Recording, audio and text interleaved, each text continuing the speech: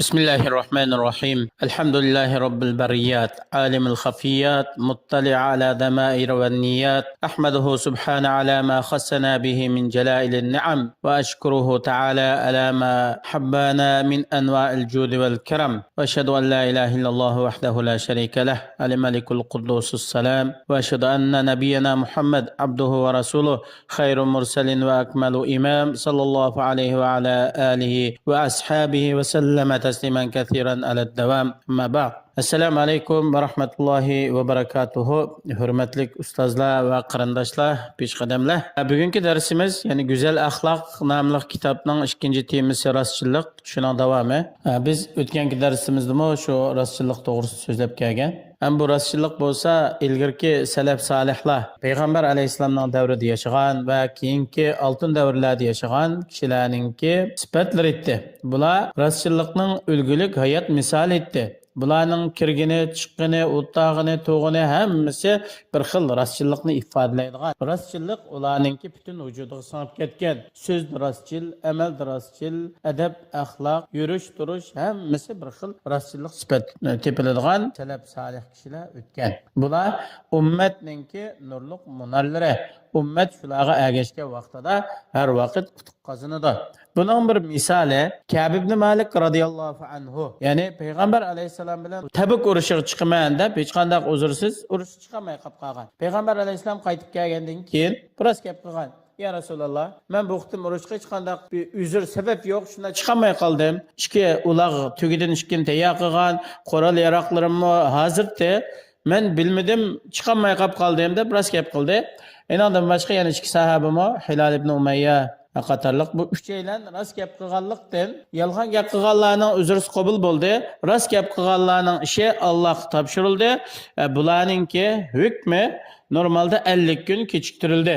Shu jarayonda hamda zimin kengayib olmoqlik bilan ularga zimin tar keldi, nafslari siqildi. Shundaq bearamchilik ichida yashadi 50 kun jarayonida. Aynan keyin Alloh subhanahu va taolo bularningki samimiyatini qabul qilib payg'ambar alayhisolamga oyat nozil qildi. Ularga xush xabar berilgan vaqtida payg'ambar alayhisalom Ka'b ibn Malik radhiyallohu anhuga sen dunyoga ko'z ichib bugungi kuninggacha bo'lgan mushu bir xayrlik yaxshilik bir kun bilan seni xush xabar berman degan vaqtida Ka'b ibn Malik radhiyallohu anhu aytdi: "Ya Rasululloh, bu xush xabar sizning taraflaringizmi yoki Allohning tarafidanmi?" deganda payg'ambar alayhisalom balki bu Allohning tarafidan degan. Shuning bilan Ka'b ibn Malik radhiyallohu anhu dedi: "Ey Allohning elchisi, haqiqatan Alloh subhanahu va taolo meni o'zimning samimiyatim, rost so'zim bilan meni qutqazdi. Mening shu tövbemninki qatoridan men qanchalik yashasam oxirgi hayotimgacha, ya'ni shu vaqtdan boshlab oxirgi hayotimgacha faqat yolg'on so'zlamayman, har qanday holatda rost gap qilaman" deb Ka'b ibn Malik radhiyallohu anhu dedi. Alloh bilan qasam, men payg'ambar alayhisalomga shu so'zni degandan tortib toki bugungi kungacha anda bir yolg'on gapni maqsadmi qilib boqmadim. Alloh subhanahu va taolo mening oxirgi umrimda meni yolg'onchilikdan saqlab qolishni umid qilaman. Islom dini kishilarningki qalbiga o'zini tuzaydigan va boshqalarni tuzaydigan go'zal axloq isil sifatlarni o'rlashtirdi. Islom dini qarshi turadigan razillik, paskashlik, go'zal axloqningki ziddidagi ishlar bor. Chunki inson go'zal axloq bilan axloqlanmasa, insonda har xil razolat, paskashlik, e'tiborsizlik bo'ladi ekan, bu insonningki qadamlarini teldirib o'tadi. Ya'ni to'g'ri yo'ldan telib ketadi. Bu insonningki axloqi yoki yuz obro'yini eng tuvanga tushirib o'tadigan omillarning biri. Buning shu eng asosiy qilma desa, ya'ni shu yolg'onchilik. Yolg'onchilik degan eng razil, eng paskash, nachar bir qilmishdan iborat. Chunki Alloh subhanahu va taolo Qur'oni Karimda aytadi: "İnnema yebtariyel kezibellezine la yu'minuna bi ayatillahi ve ulaike humul kazibun." Hakikaten bu yalğanını to'qiydigan kishilar degan Allohning oyatlariga ishonmaydi. Ularga yolg'onchi, bular faqat rostga qilmaydi, davomli yolg'on gapni kesib qilgan kishilar. Alloh subhanahu va taolo yana bir oyat davomli yolg'on bilan odatlangan, o'ltas qo'psi yolg'on so'zlaydigan bunday odamlarni butga ibodat qiladigan buddistlar bilan birga bayon qilgan Qur'oni Karimda Allah subhanahu wa ta'ala aytadi: "Fajtanibu rizsa minal awthani wajtanibu qawla zur." butlardan iborat bo'lgan moddiy ma'naviy nejis narsalardan yiroq bo'linglar va yolg'on so'zlashdan yiroq bo'linglar. Hamda insonlardan bo'lgan bir bo'lik kishilar bor. Bular bu yolg'onchilikni, voy bu aql farosat ziraklikning bir turi, bu bunday yolg'onchilik deganni nihoyatda aqlli odamlar qila oladi. Bu shu odamdagi bir alohida bir xususiyat, bir xislat borliqni bildiradigan mandaq bir esil ish deb qaraydi. Bu qandoqmi to'g'ri bo'ldi bu gap? Bu yolg'onchilik degan ochiq rezillik, pastkashlik bo'lsa, buning asosi gunoh, asli yomonlikdan iborat bo'lsa, bu yolg'onchilik bo'lib ko'ngan odamningki shu ko'ngilda pukkini faqat shu buzuqlik, boshqalarni buzish, jamiyatni qalaymoqan qilish, inodan boshqa maqsadi yo'q. Shundaqla bu yolg'onchilik degan nima desam, shu bu qo'rqinchoqlik, bu odamningki ojizligi va shundaqla bu odamda munofiqlikdan bo'lgan bir alomat belgining bo'lganligini ifodalaydi.